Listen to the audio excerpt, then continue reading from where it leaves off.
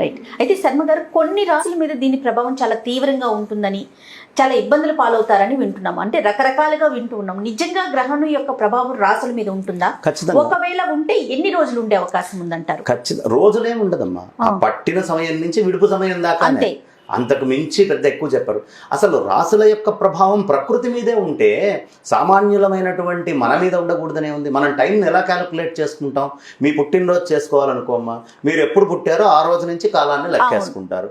నేను ఎప్పుడు పుట్టానో అప్పటి నుంచి లెక్కేసుకుంటారు.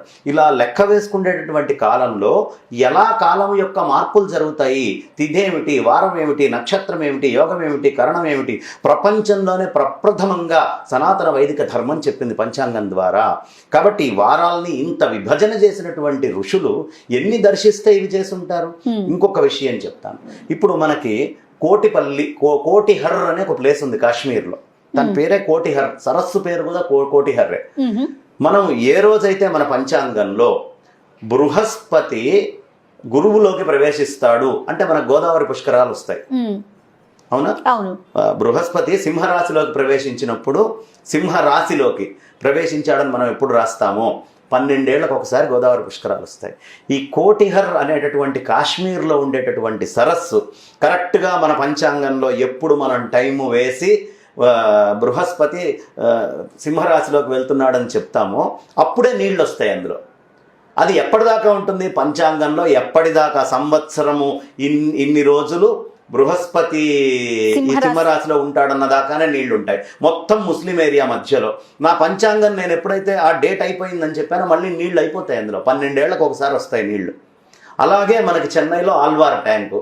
మరి ఇప్పుడు రాసుల ప్రభావం ఉందనా లేదనా? మన పంచాంగాన్ని ఏం దర్శించి మన పూర్వీకులు రాశారు? సైంటిఫిక్గా రుజువు చేయండి నాకు. ఇది జరుగుతున్నది కదా. పోనీ నేనేమన్నా ఒక వ్యక్తి మీద మాట్లాడితే అనుకోవాలి. ఇంత సువిశాలమైన భూప్రపంచంలో ఈ రాశి, ఈ ప్రదేశంలో ఈ గురువు ఈ రాశిలోకి వెళ్ళినప్పటి నుంచి ఈ రాశిలో నుంచి బయటకు వచ్చేదాకా నేను ఏది పంచాంగంలో రాస్తున్నానో అదే సమయంలో అవింత జరుగుతుంది. అంటే మన వాళ్ళ క్యాలిక్యులేషన్కి బేస్ ఉంది కదా. దాని మూలాల్ని కనుక్కుండే ప్రయత్నం చేసే వాళ్ళని సైంటిస్ట్ అంటారు. కాబట్టి అందరినీ సైంటిస్టు అని చెప్పుకోవడానికి వీల్లేదు. పూర్వం నా చిన్నప్పుడు 83 or 84లో ఒక ఆర్టికల్ చదివాను నేను. ఏమని రాశాడంటే ఆ ఆర్టికల్లో మిరియము అనే దాని మీద మేము బాగా రీసెర్చ్ చేసి, పెద్ద సైంటిస్ట్ అమ్మ, మిరియము అనే దాని మీద మేము రీసెర్చ్ చేశాము. కానీ మిరియము లోపల కఫాన్ని చంపేటటువంటి మూలకాలు ఎక్కడా మాకు కనిపించలేదు. కానీ మిరియం కొట్టిస్తే లోపల ఉన్న కఫము అనేది తగ్గుతోంది. కాబట్టి సైన్స్ ఇంకా మిరియం స్థాయికి ఎదగలేదు అని రాశాడు ఆయన. ఇది ఆలోచించాల్సిన విధానం.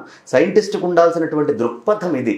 కాబట్టి అన్నీ మన కంటికి రుజువైనవే కాదు. సైన్స్లో అంతా లేదు, ఇది సత్యం. సైన్స్లో అంతా ఉంటే రీసెర్చ్ లేదు, రీసెర్చ్ ఉంది అంటే సైన్స్లో అంతా లేదు.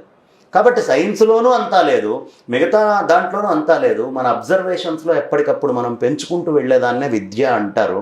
మన తెలివితేటలు, మన సామర్థ్యం, మన విద్య ఒక క్యాలిక్యులేషన్స్. ఇప్పుడు 1000 సంవత్సరాల క్యాలిక్యులేషన్సే కదా వీళ్ళు గ్రహణాలకు వేస్తోంది. కానీ ఆ సమయంలో ఉండే ఆచారాలు అన్నీ గుర్తించే కదా వాళ్ళు రాస్తోంది. కాబట్టి ఆ క్యాలిక్యులేషన్స్ని తీసుకోండి, ఖండించకండి. దాని మీద సైంటిఫిక్గా ఏం వర్క్ చేస్తారో చేయండి. నెగిటివ్ డేటా ఏమి ఇవ్వగలరో, పాజిటివ్ డేటా ఏమి ఇవ్వగలరో అది ఇచ్చి మాట్లాడాలి. అది హేతువాదులు చేయాల్సినటువంటిగా. నేను హేతువాదులు నేనేమన్ను, అసలు వాళ్ళని అడిగేది ఉంది. కానీ సైంటిస్టులను నేను కోరుకుండేది అది. మాకు we need a better paper. మేము చేసే పనిని మీరు ఏమన్నా చేయగలిగితే పోనీ మీ పనిలో సైంటిఫిక్గా నాకేం దొరకలేదు, నా వల్ల ఇంకెవరికి ఇబ్బంది లేదన్నప్పుడు కూడా నా ఆచారం నేను ఆచరించు.